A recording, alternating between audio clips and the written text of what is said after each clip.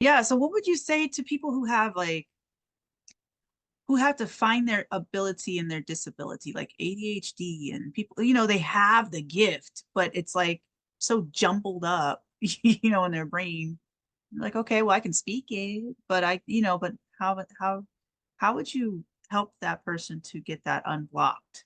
So I know somebody who had this is a teacher that I took over for actually in another position. She had a bit of an OCD issue and a little bit of ADHD going on. And what I said for her, she said this thing where she wanted to write down everything that she did to make sure that she didn't forget something. And that started to help her not worry about if she forgot to do something.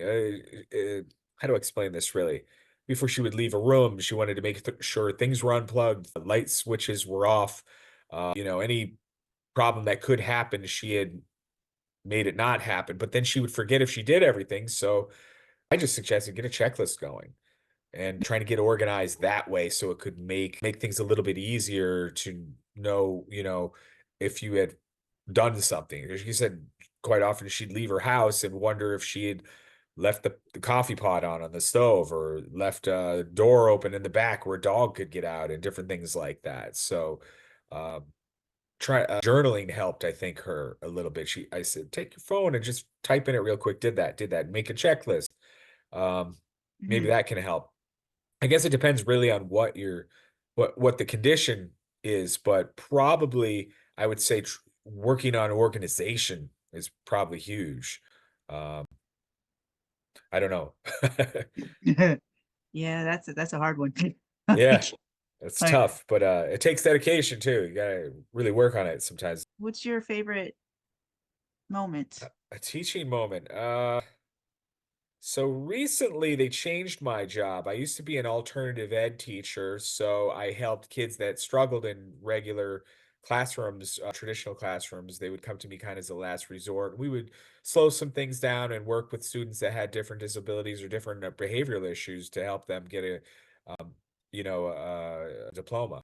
But after that, I started working in a vocational setting. So I would get pushed into a culinary room or an auto class, and they would write papers on whatever vocation that they're working on in their different field of studies, and they'd get credit Mhm. right in that class. Now I'm in a hospital and I've got honors kids, and they travel around with 30 different medical professionals, so different departments, and they're trying to figure out a pathway for them into the medical field, medicine.